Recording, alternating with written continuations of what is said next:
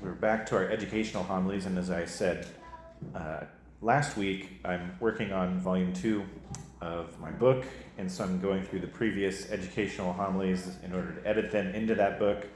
This next volume will be titled The Church, and so I'm kind of tying up loose ends in these few weeks here before I can finish editing volume 2. The last time I covered the role of Peter within the structure of the church, and today we'll be talking about Mary, the mother of Jesus, the mother of God, because she is part of the church's structure. The saints are part of the church, and she is an important part of the saints. There are 4 major doctrines regarding the person of Mary that the church requires for Catholics to believe. The first Marian doctrine is that she is the mother of God, and of course I've covered that topic in every year in my homily on January 1st, which is the feast day of Mary, the Mother of God. The second Marian doctrine is that Mary was conceived immaculately, without sin. And I, of course, cover this doctrine on the Feast of the Immaculate Conception every year in my homily. The third Marian doctrine is that Mary was assumed body and soul into heaven, and of course I cover that every year on the Feast of the Assumption, August 15th.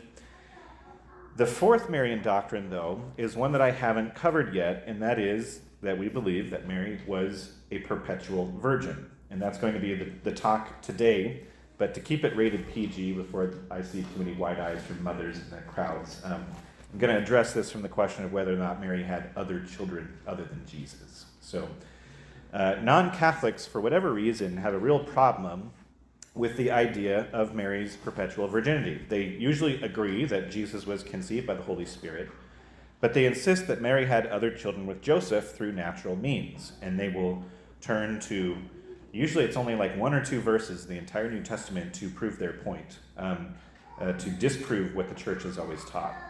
So let's address this topic by turning first to the Gospel of Luke. When the angel Gabriel told Mary that she would be the mother of the Messiah, she was puzzled, and she responded, "How will this be, since I do not know man?" Now, in the Bible, the question, or the idiom, to know man, or to know someone, doesn't simply mean, you're familiar with someone the same way you would say that you know your neighbor across the street, right? Knowing somebody in the biblical sense is a much more intimate thing than that. When the book of Genesis tells us that Adam, quote, knew his wife Eve, it says, then she bore a son. So that ought to tell us that knowing somebody in the biblical sense means more than having them in the contact list on your phone, right?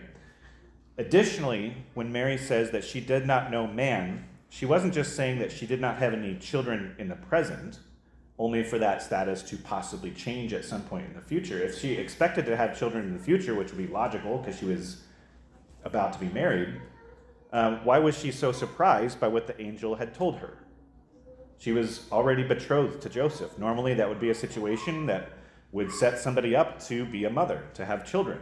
So why would the possibility of having a child be that surprising to her at all? The only worthwhile explanation is that she never intended to have children. And then the angel's message would be truly surprising in that case. When Mary tells Gabriel, "I do not know man," she meant that children with a man, even her husband Joseph, was simply not something that she ever intended to do. Mary must have taken a vow of virginity at some point in her life. And this is the only way to make sense of Mary's question to Gabriel, and it's why she didn't understand how she could have a son, ever. Otherwise, she would have probably just assumed that she would conceive a son in a normal way with her husband, Joseph, and that would be that at some point in the future. But as a result, this verse pretty much requires us to believe that Mary did, in fact, intend to remain a virgin her entire life. Opponents of Mary's perpetual virginity almost always and often exclusively point to one passage in the Gospels. In Mark chapter 6, it says this: "When the Sabbath came, he began to teach in the synagogue, and many who heard him were astonished. They said, 'Where did this man get all this?'" This is referring to Jesus. "What kind of wisdom has been given him? What mighty deeds are wrought by his hands? Is he not the carpenter, the son of Mary, and the brother of James and Joses and Judas and Simon? Are not his sisters here with us?" And they took offense at him. So the Greek word here for brothers and sisters that's used here is adelphoi. The word adelphoi, if you take it like what each part of that word means literally in Greek, it literally means of the same womb. And this is the main point. I had this polite argument with the Baptist minister here in town. He said, well, the word adelphoi means from the same womb. Okay, well, let's compare that to other passages where the word adelphoi is actually used. Just as we do today, the ancient Jews often used the word brother in a much broader sense than meaning blood brother or, born of the same woman. Even though the word in Greek literally translates to of the same womb, the word adelphoi has several uses, and it's all based off of the context in which it's used. So let's take a look at a few examples, first from the Old Testament. Genesis 29 says, Jacob told Rachel that he was her father's adelphos, brother, Rebekah's son. However, we know that Jacob was not Rachel's uncle. Jacob was Rachel's first cousin. So adelphos, in this case, cannot mean blood brother, blood relative, or blood brother in this case. It simply means relative, and that would include brothers and uncles and cousins. We have a similar case in Genesis 14, which refers to Lot, it's a dude's name, Lot, as Abraham's adelphos, his brother. But a few verses earlier, it's made very clear that Lot is actually Abraham's nephew. They captured Abraham's nephew, Lot, who had been living in Sodom, as well as his possessions. When Abram heard that his adelphos, who's of the same womb, had been captured, he mustered 318 of his retainers, born in his house, and went in pursuit. So his born of the same womb brother is actually his nephew. There's cases of this in the New Testament as well. Obviously, we can't go through every single use of the word adelphos in the Bible, but let's take an example from Matthew's Gospel. Jesus says, I say to you, whoever is angry with his brother, his adelphos, will be liable to judgment. Therefore, if you bring your gift to the altar, and they recall that your brother, your adelphos, has anything against you, leave your gift there to the altar, go first and be reconciled with your brother, your adelphos, and then come and offer your gift. So when Jesus says the word adelphos in this case, born of the same womb, do you think he's only referring to blood brothers? If that were the case, then all Jesus would be telling us to do is, hey, only worry about those who were born of the same woman. That's all you have to make up to. That's kind of ridiculous. That would be a silly interpretation. Jesus wants us to be reconciled with everybody, not just our literal blood brothers. So obviously in this case, adelphos, even the word still translates literally to of the same womb. It is being used to mean neighbor along those lines. The Gospel of Mark gives us another example. King Herod the Great had a bunch of kids, and half of those kids were also named Herod, so it can kind of get confusing. But two of his sons, Herod Philip and Herod Antipas, are referred to in the Gospels as adelphos, of the same womb. The problem with this, if we only use that strict understanding of the word adelphos to mean of the same womb, is that even though Herod Philip and Herod Antipas do in fact share the same father, King Herod the Great, they do not in fact come from the same womb. They have different mothers. They are only half-brothers. So this shows us that the term adelphos, even though the root of it comes from the word meaning of the same womb, it can be used in a lot of different contexts. So given all of this evidence, we can see that even though there were people called Jesus brothers, it is possible that they were not his literal blood brothers. And that's the problem with reading the scriptures with no historical context of what's happening. And a lot of Christians make that mistake. Let's rather read that passage about Jesus and his brothers and sisters in the context of the entire Gospels. What else does it say in the Gospels regarding Jesus' family? If we look to John's Gospel, right before Jesus died, as he was hanging on the cross, he spoke to his mother and the Apostle John, who is standing at the foot of the cross. And this is what happens. When Jesus saw his mother and the disciple there whom he loved, he said to his mother, "Woman, behold your son." Then he said to the disciple, "Behold your mother." And from that hour, the disciple took her into his home. So what this tells us is that Jesus doesn't have any family. There's nobody left for Mary to go home with. If she did, then why would Jesus have to tell somebody outside of the family, John the Apostle, that he was to care for her? One of his supposed siblings would have done that. If he had to make arrangements for one of his disciples to care for his mom, he most certainly had no siblings who could have done the same thing.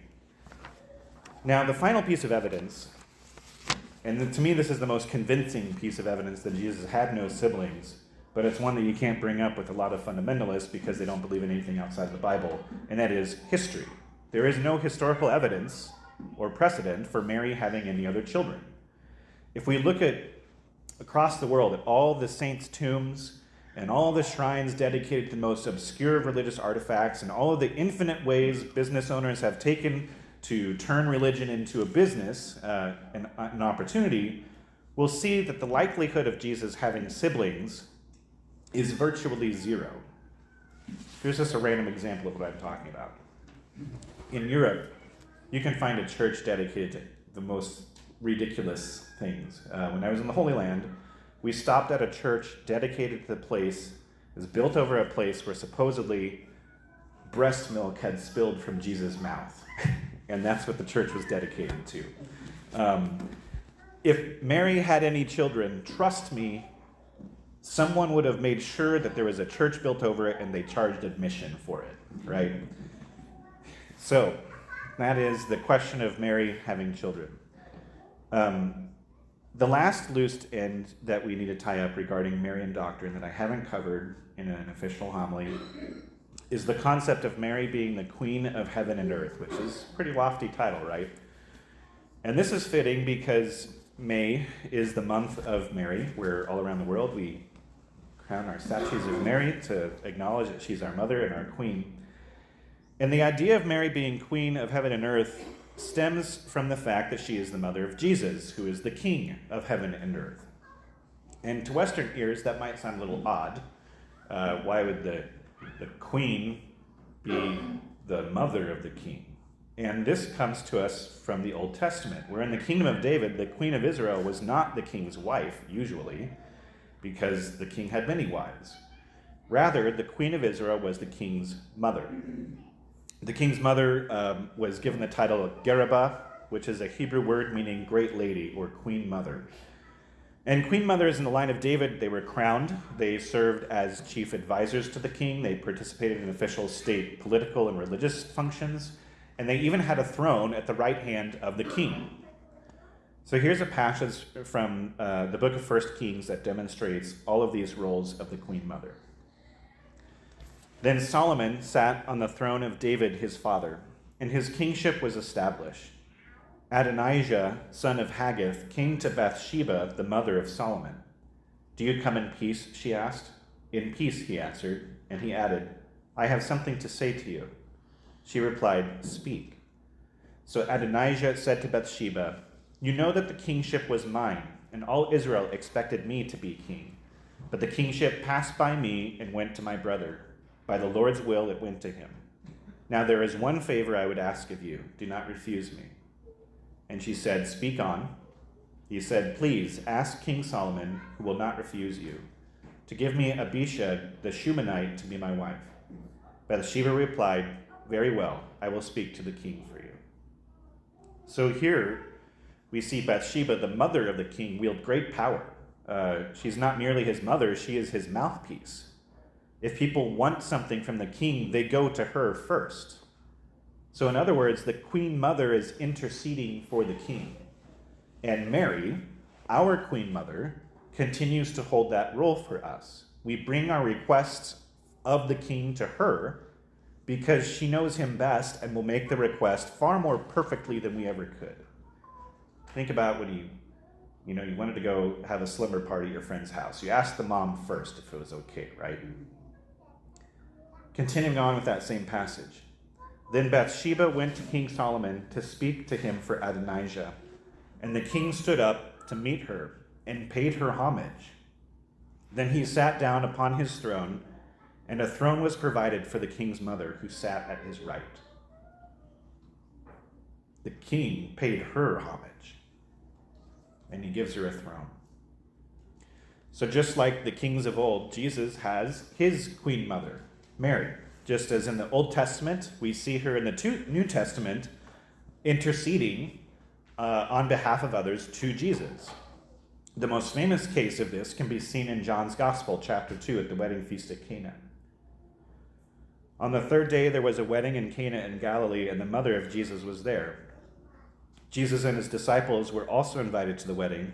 When the wine ran short, the mother of Jesus said to him, "They have no wine."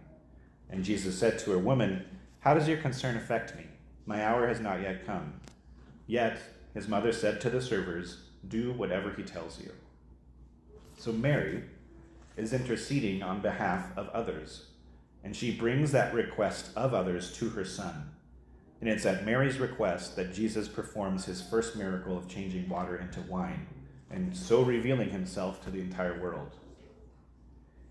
As members of the body of Christ, Mary, by extension, is also our mother. We can go to our queen with our requests because she will present these requests in a way that only a mother can, like Solomon to Bathsheba.